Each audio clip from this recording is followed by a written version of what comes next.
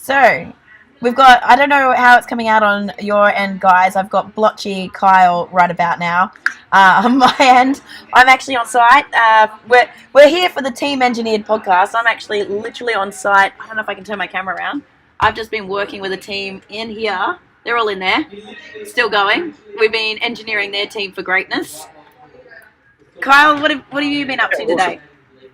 I've been working on some projects here in the workshop actually. So the team doesn't have any students in at the moment, so I've had a chance to work on a data logger actually that I've been trying to get finished. So I've had a bit of an engineering type day.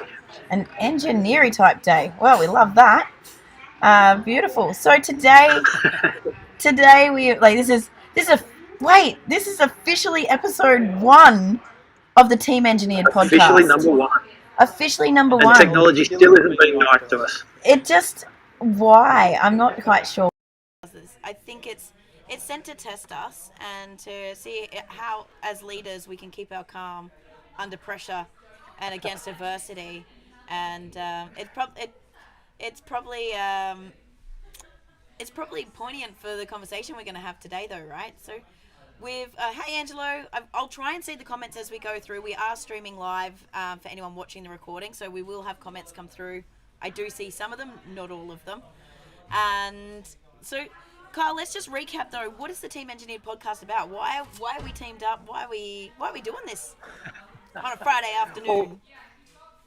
On a Friday afternoon, we were talking, together, and we've been sharing a fair bit about teams and what we see as important in teams. And certainly in my world, I see a lot of engineering type teams that need some engineering. And for you, it's all about the smaller and the tradie type businesses and people that need a little bit of help to engineer their teams. So it's kind of a good opportunity for us to maybe formalise what we were going to talk about and really nail down on some teams engineered stuff. Yeah, awesome. So some of you guys know that Kyle and I used to jam every second Friday for Barrels, Business and Beers. Oh, hope you got a beer. Have you got a beer, Kyle? I'll have to scramble through the van. I have one beer on board, especially for this occasion. But we found that our conversations were leading more and more towards the team side of things, and my previous branding being team engineered, Kyle being in the engineering space, we're like, wow, this really suits our vibe and our jam. And the conversations we started having were really around how to hire, train, and lead your team, but how do we not only do those things in the business, but what do we need to do for some self-leadership to set ourselves up as leaders to really put the team in the position to be the best version of themselves, and the only way we can do that is by being the best version of ourselves. So today, Kyle had a really cool topic that he thought we should talk about, which is probably more starting on the self-leadership side of things, but is something that we can then take back to our team and help them, and help them at a personal level, not just as a as an employee in the cog in the wheel as such. So, Kyle, give us the segue intro while I bail over to get my beer. So today we want to talk about pay attention to the little things, and in general, just pay attention. So where I was inspired for this particular conversation was I was at the beach with a friend, and it's a particularly cold afternoon that we were down there, but the sun was shining, the wind was blowing, and we decided to go for a swim. And me being me, I just enjoy just go for it, just get into the water, Wim Hof it, and she was, oh, it's cold, oh, it's so freezing, and like really, really dramatic about it's freezing. And it made me think about the course that I did with NAM, the underwater breathing course. And, when everything's turning to chaos, like you're being held down by a wave, is to get outside your body and think about what do you notice? Notice the small things. And for me, what I found worked really, really good for me, and is really, really crazy, I think, is trying to feel just the ridges on the finger as I'm, getting pushed around and pummeled and everything else. So it led me to think about, you know, pay attention to the small things. So as we're getting into the water, I said to my friend, okay, so, it's cold. Where are you cold? Where is that sensation that makes you feel cold? And almost instantly allowed her to calm down and actually enjoy the water. And we stayed in the water for nearly an hour. Wow. I probably should have used that technique. Although we had an amazing facilitator. So this team that I'm on site with today, this time last Friday, we were actually in ice baths, and a lot of the team had never done it before. There was a whole lot of stuff coming up, but every one of them, I was so super proud, managed to make 3 minutes, and I mean, in a proper ice bath, not like a bath of water with a little bit of ice, like fully bags of ice. And a lot of the comments that have come out of it is the power and the empowerment that they got out of actually being able to make it through the 3 minutes. And I think we had the breathworks facilitator bringing us back to the breath and notice those little things. So walk us through how you feel this technique could apply to leadership. And firstly, really cheers, plays out. so I can have a sip. Cheers. Cheers. It really plays out when the chaos is on. So, when everything's going mad around us, when we really need to actually get out of our head and get back to the tactile things that need to happen now and to keep the boat moving, so to speak. So a really good example is when we're in that high pressure, something's gone wrong, and it seems like there's absolutely nothing that we can do. And, it's just, we're frozen. And to take ourselves out of our mind into something simple like, can I feel the ridges on my finger, my index finger? Or, another good one that I thought about. So Gemma Simon used to play for the Matildas, the soccer team. She was captain last season for the Newcastle Jets here.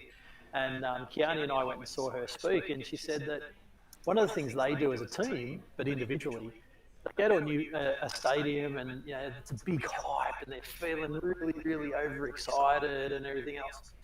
And one of the techniques that they use is to find 3 things that they've never ever seen there before.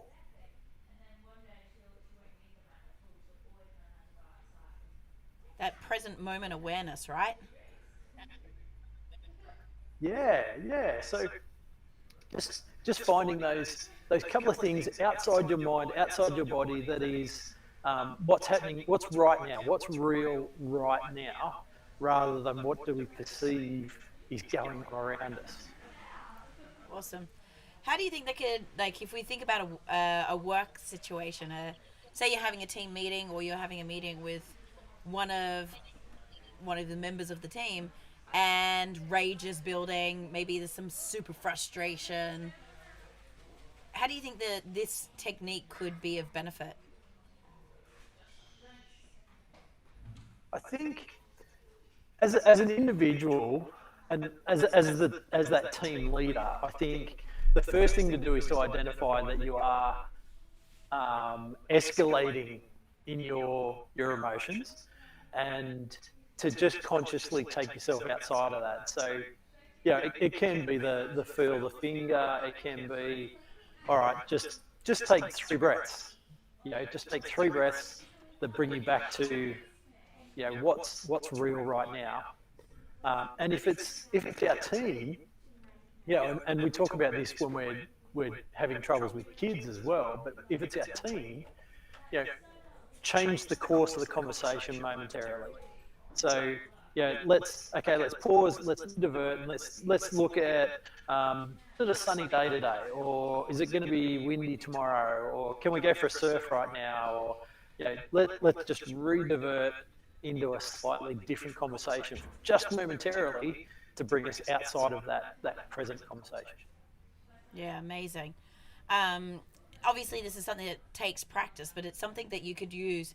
Like, how many confrontations or stressful moments have we had where you could use this technique to not maybe this goes back to one of our previous podcasts on not react and giving ourselves the ability to respond. Definitely.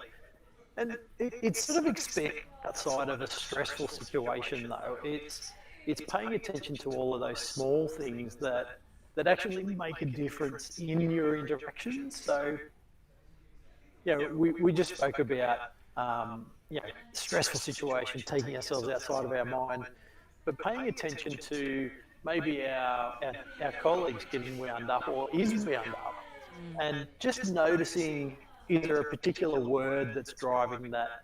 Is there a particular action that's driving that? Is there something that, when I say it or do it, is a bit of a burst?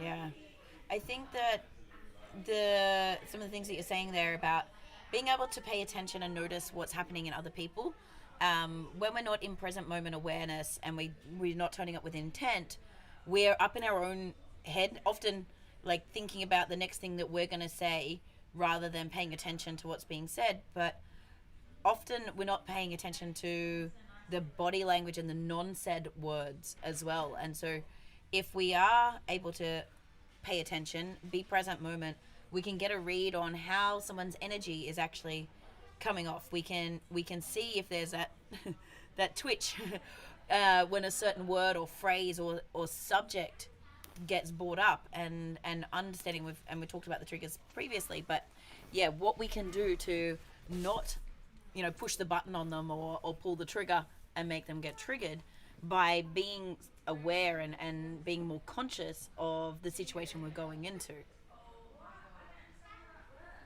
Yeah, absolutely. And I noticed that last week I did a presentation, and as I do, as has become a habit, I always um, try and get a vibe for what's going on with everyone around me, and you know, the person that's speaking right now. How is everyone interacting with them? Are they are they dozing off? Are they into their phone? Are they engaged? Are they not engaged? And trying to really pick out through the room where everyone's up to. And often it can completely change the conversation that you have in that group. Even though there's 200 people in the room, you've sort of got to change the conversation to suit them and notice what's going on in the room. Yeah. What's some of the things that you've done? Like it's easy, says easy, does hard. What's some of the things that we can do, or any resources to be able to put this into play? Like you referenced already, you did a sort of underwater breath hold course with what's Nam Baldwin? Nam Baldwin? Oh, that's it. Yeah, which is around surfing, right? But this is now a technique that you've been able to translate into a whole other aspect of your life. And this is what I do love about us people pushing to do personal growth that's outside of just the work confines and the payoff effects.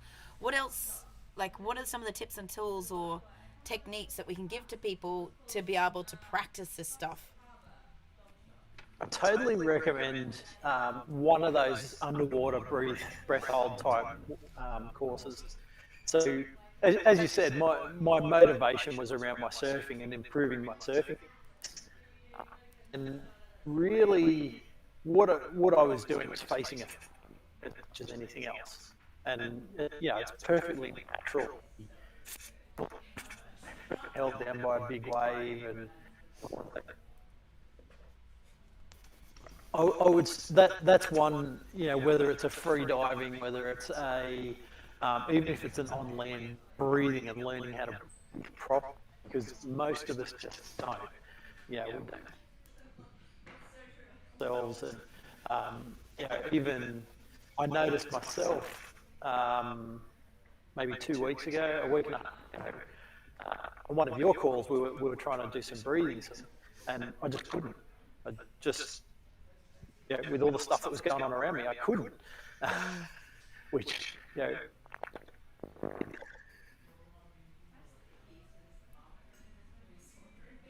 think I lost you then for a second, Kyle. Um, so I'll jump in until I hear Kyle come back.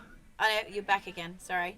You were on one of my calls, and I was trying to guide you through doing the breathing, and because of the shitstorm that was going on behind you, you weren't able to drop in. What was the insight from that? Yeah, and it was a really good insight that the breathing part and noticing when everything's up here is not serving me and not serving everyone else around me. So, to then take the stuff that I learnt with them and to consciously apply that and bring my level down a little bit. Yeah, awesome. So a couple of key takeaways from that is one thing that I love doing, and I usually read the energy of our calls, and I don't always do breath work at the beginning, but if I feel that people are coming in and they are in their own shitstorm, they're not being able to be present, or we need to get a bit grounded, or I need to get people tapped into soul, we do that round of breathing to shut down. And I think that's something that we see a little, like I see more and more now coming in, especially in the coaching realm. Like even on the coaching calls that I get coached, we often get a breathworks facilitator. Actually, Angie and Shane Saunders, who came and facilitated the ice bath for me, that's where I came across them. But it's a beautiful thing to introduce into our meetings and our huddles, and we've got different things that we run with your team in terms of icebreakers and questions that we've got tools in our belt. But I think that too often team leaders or business owners, they think that the meeting needs to be just there to give the stick, basically. Like, the meeting's there to find out who hasn't done their shit and give them a bit of a fucking flogging and keep the ball rolling, and it's like business only and bang, bang, bang, bang, and a bit of an ass chew. Whereas if we can actually go, what's the real outcome that we want to get from these sessions, and what's going to really benefit the team, and what's going to set us up to be in peak performance and in flow for the rest of the day. And if we start with that end in mind, we can redesign how we run our huddles, how we run, like even toolbox talks, right? You can go, okay, well, what can I do to get the guys into present moment awareness? Because God knows what was going on in their personal life before they got to site or turned up to work. Like, any number of things could have been happening, and that stuff's still swirling in the head. And what can you do to help them to drop back into this particular moment and to get them out of potentially a loop or a story that's running? What's your thoughts on, like, obviously we're sometimes a little over on the woo side, especially thinking about tradies though, Kyle, or on site and things like that. How do you reckon that could translate into site huddles or toolboxes? It's a good question, and it actually came up last week when I was doing the presentation. So the presentation was with a whole heap of engineering managers from sites. So I think there was around about 50 people that were involved in that. And one of the conversations that came up was around where someone's head might be, and how we can put all the training and procedures and everything in place over here, but we just can't control where their heads are at. And even from a malicious point of view, we can't control where their heads at. And it can feel quite awkward to come into a group and sort of go, okay, we're gonna breathe. Let's just breathe. And we see it often where everyone goes, what the hell? Like, I'm breathing why already. do we have to breathe? And yeah, so it feels awkward, but everyone always feels better afterwards. So and it's only got to be that 30 seconds, a minute of a box breathing or something to bring us back. Tell that parasympathetic system that and we can just focus here, will make a huge difference as everyone walks out the door, and we want them to be safe as they go and do their jobs for the day. If we know that they've at least started the day here, they're going to be so much better off as they go out there into their jobs. Yeah, I'm just looking into the office at some of actually some of the girls that are on this team here, and we've just done a session on integrating some of the virtues and the key takeaways from last week. And like I would say, probably 6 of the team were like the breath work. Like, can we integrate more of the breathing into our weekly activities and our daily activities? And a lot of them went and downloaded the Wim Hof method app, because it's a free app that you can do the guided. But that's something now as a team, like, it's not that us as leaders are given to them, like we've taught them this thing, but they've come and said, hey, this actually really helped me. And especially we've got a couple of people that suffer with severe anxiety and panic attacks, and not only did the cold therapy has been hugely helpful for them, and if you have got anyone in your team, or you suffer from it, one of the tools I recommended was Gwyneth Paltrow's Goop Lab, her episode with Wim Hof on Netflix, and how it helped cure one of her team members from a severe panic attacks. And I think this also comes, I'm kind of squirreling, but this also comes down to knowing our people and creating a safe place to know this stuff. Like this, we didn't know this about this team like before last week, and no one had a read, like no one knew why someone was acting like a certain way or what would trigger them, and creating that safe container to be able to do that. And now we're actually building in rituals like what we do with your team of the icebreakers. Actually, this team just got given, the owner just bought the icebreaker cards while we were in that meeting for everybody. Nice. And the best self journal. Nice. That'll be really, really good. Yeah, so like my point with this is, it might seem really awkward to start off with, and people might be a bit reserved, but I just challenge everyone to give it a go, because it's actually the teams that are feeding back to us now, like how it benefits them and how much they like it, and they can notice that in themselves. But also I think it's to the point that it's humanizing them and work, right? It's not just come in, task, what needs to be done, what project we're working on, what machine needs to be finished today, blah blah blah, what KPI needs to be hit. It's like, okay, we want to make sure that you as a human feel safe, secure, and like present, because A, your presence will make you safer in the workplace, but B, like, we just care about you. Absolutely. The Wim Hof one that you spoke about is well worth sharing with everyone. It's not just his voice. His voice is rather cool and very calming. All the way in, letting go. And look, his methodology is really, really good, but you can use that as a challenge as well within the team. Like start on the breath hold stuff, and how long can you do it, and what's the challenge, and apply that to or whatever it is. How long can you hold your breath for? Oh, I've got a video of the very first time I met Wim and did this, and I was always scared to go out in heavy surf because I had no breath hold. I'm asthmatic and I panic, and I mean, like, if I got just one hold down, maybe like 20 seconds, I thought I was gonna die. Like, I'm freaking out. And he's like, actually only about 8. Yeah, probably like 7.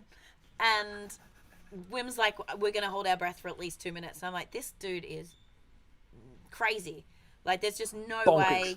Like, it's just no way I can do that. Like, I'm not gonna be able to do that. There's 400 people in the room. I'm like sitting front and center at the stage, and he's like looking directly at me because I must look like I'm freaking out. And I'm like, not gonna happen. And we've got the video, my friend's videoing and showing the phone at the 2-minute mark, and I'm like, it's some sort of magic. Absolutely, it's magic. But it is a really good one about getting yourself back into some control and having control. And yeah, as humans, we need to have control of what we can have control of. And sometimes knowing that I have control of my breath and I can do that means that we can um, react better or respond better rather than getting tangled up in our own mess. Yeah, and I that was the big part about like how it helps with anxiety and panic attacks because, like you said, it's the being able to take control of the things that we can control, and being able to control your physical state is what like that makes you feel the most safe, right? Because it's usually when we feel like either our mind or our physicality is under threat. If we can then control our mind and tell ourselves we can do this and then get control of our physiology, it's like it's so that difference. And I don't know about you, but I've definitely been in situations where I've had a team member and I feel like I was literally seeing red and I was going to black out because the rage was like so strong, or like a client, like something's happened with a client and it feels like it's, and you know the world's closing in on you and you start that full freak out, the anxiety starts of what is this going to mean, what I'm like you don't make good decisions in that space. Definitely don't make good decisions in that place. I can definitely relate to that, and it's so hard not to wallow in that mess, and to give ourselves permission to just wallow in that mess. And look, it's not an easy decision to, and I say decision to get out of that and get to the present moment. But it is a decision, right? It is a choice. Absolutely, absolutely. Yeah. I think it definitely is a choice because, and sometimes sometimes depending on your personality type too, you can thrive on that drama and that pressure and the adrenaline sort of dump that you get from those situations too. And so that's a whole nother podcast, I think, in terms of understanding and personal awareness around our behaviors. But it is literally as simple as making that choice. And I think with our teams, if we build this in to say, you know what, I need a minute to breathe before I respond to this. And if we start having those open conversations, we're I don't know if, it's like grooming, but I don't know if grooming's a good word to use. Conditioning, Creating the safety. creating safety, um, to create those spaces and hold space, and by practicing that in the workplace allows us to be the ripple effect. Because if you learn this skill in the workplace, you take this home as well. And when you've got a 10-year-old that's saying she hates you because you're making her not letting her read anymore before going to bed when she's got to get up and go to school the next day. Ooh. Right? I know you've definitely had some situations with kids that can make you want to blow your stack, and then you can bring this practice in. So it's not just something that's leadership in the workforce, it's leadership in life.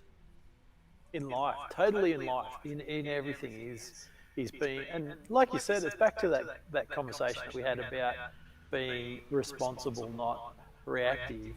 And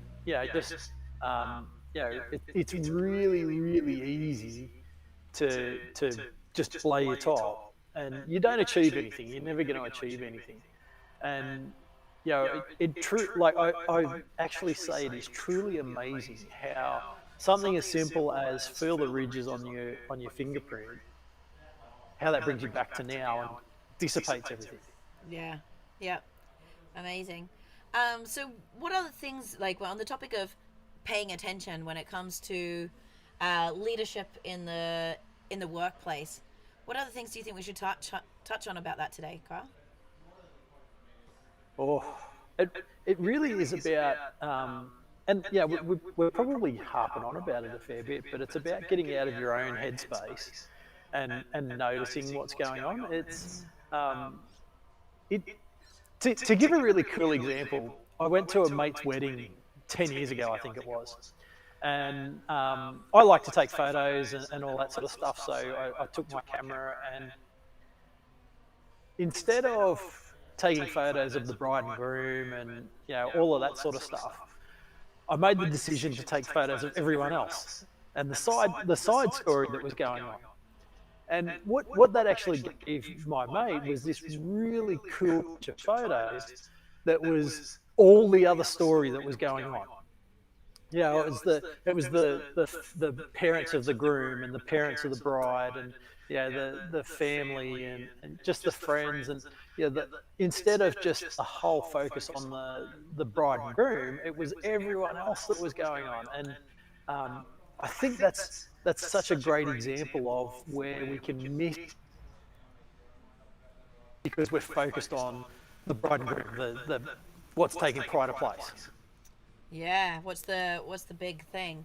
Um, there's there's definitely something in there in terms of like when you when you walk into an office like and that maybe there's something happening, like a delivery on stage or a delivery at a toolbox, but taking the minutes to look around and notice how it's being received. So rather than just having the eye on the big prize, like what else is going on in the background? And you said story, because there could be a story that's being told, and the story that we've talked about this, the story they're telling themselves about what's happening, and it's really important because I've seen this. We released something we thought that was going to be really exciting to a team just recently, and like obviously the people delivering it were super excited because like they know where it's going and like they're super pumped, and I'm looking around the room and I knew the personality profiles, and I'm like, oh, we haven't given certainty on a few things. We've got a few lords that haven't got enough detail. Like you could, like if you were actually paying attention, you could see the anxiety or the rising in some people and the questions and the almost the like the panic. You could see the stories they're starting to tell themselves. So I was able to step in and say, like, go, okay, I can see what's happening here. These particular profiles haven't had enough clarity around how this is like. We've got a star creator delivering this big picture, epic vision, right? And just so wound up in the fun of it, and unconscious bias, seeking out the other people that he knows has got the pump on, but not recognizing that, oh god, this person's about to freak out.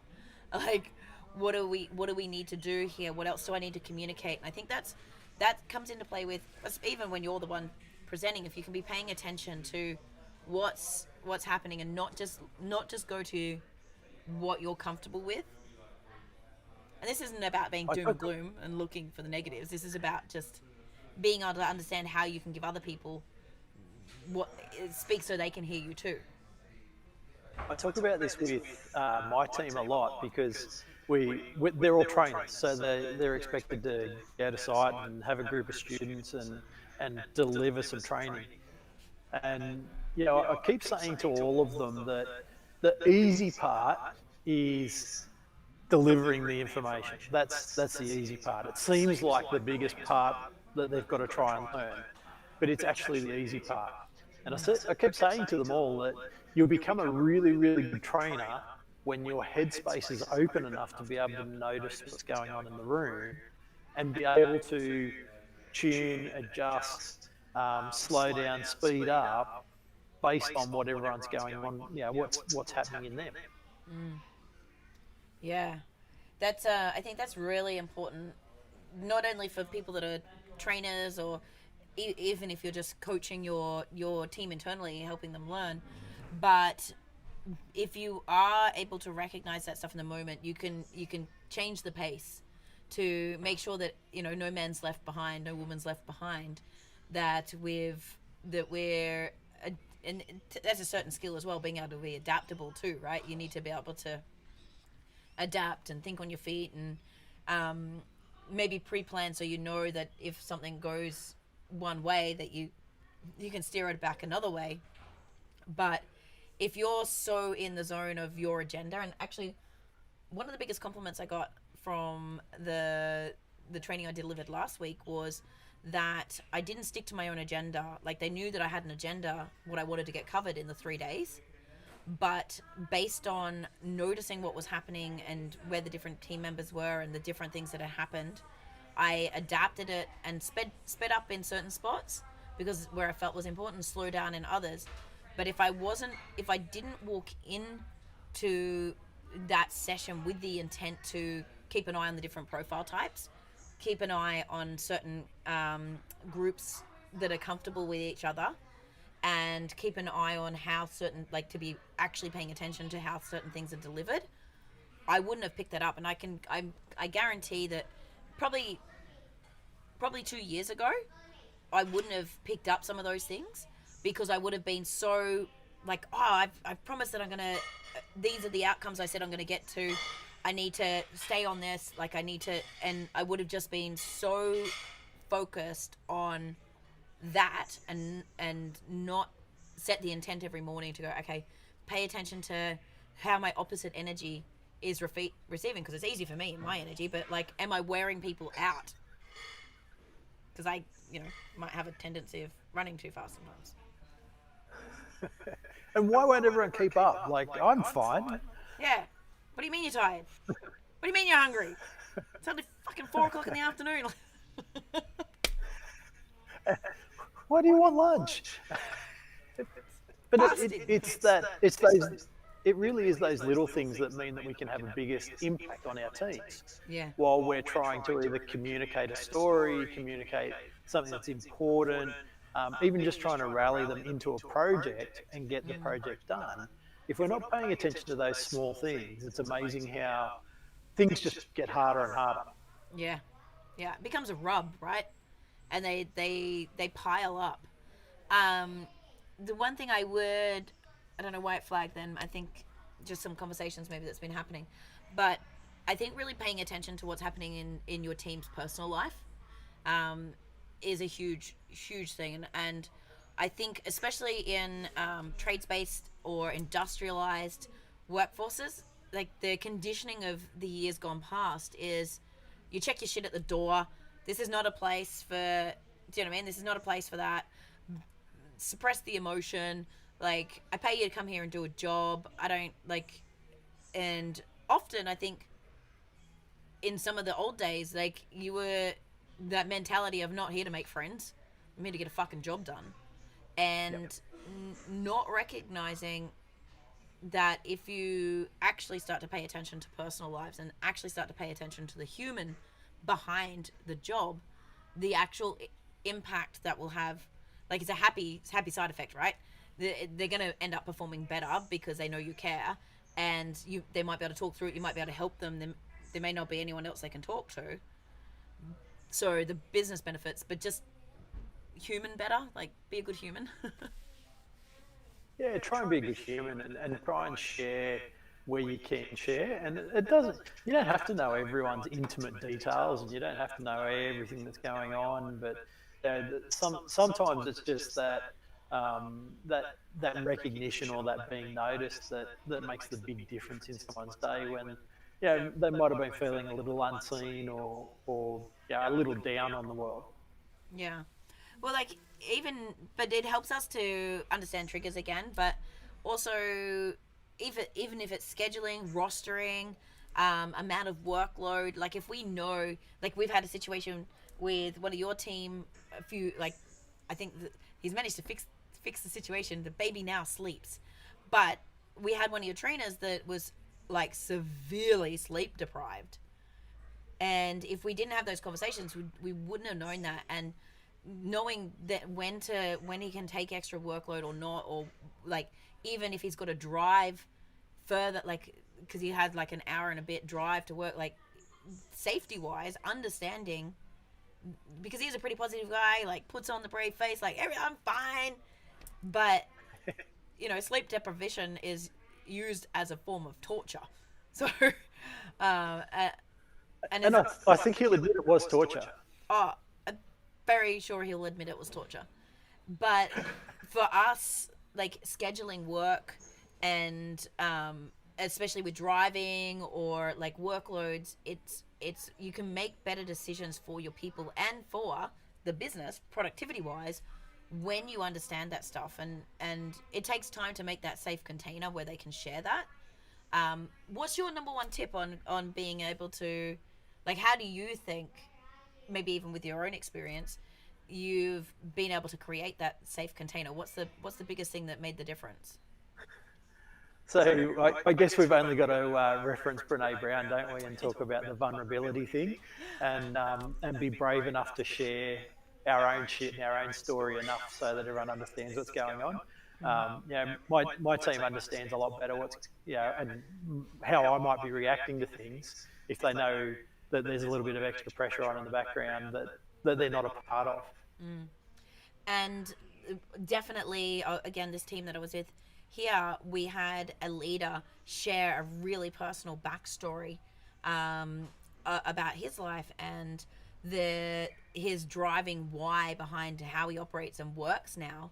And from the minute he shared that story, the amount of openness, and everyone said that it gave them, they knew it was safe, because if he was willing to trust them with his personal story and background, then they knew it was safe for them, and there was no judgment, and that there was like this opportunity to be real and unjudged. And so I think that as leaders, often we go, nope, I have to put, like, I got to the door, I'm going to put everything in a box and I'm going to put on the brave face. But unfortunately, the brave face usually comes with, looks like a face like a smacked ass, and an aura of energy of get the hell away from me.